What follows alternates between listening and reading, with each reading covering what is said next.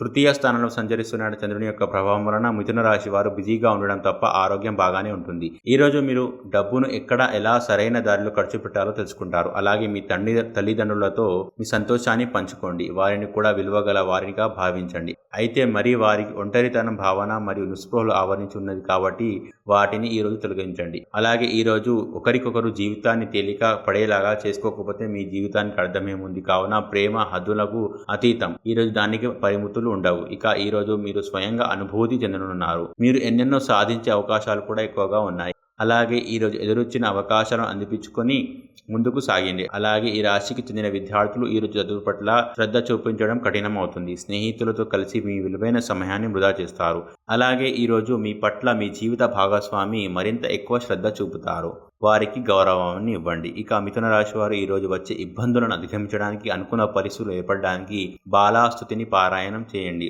మంచి విశేషమైన శుభ ఫలితాలను పొందుతారు. ఈ వీడియోని లైక్ చేయండి, షేర్ చేయండి.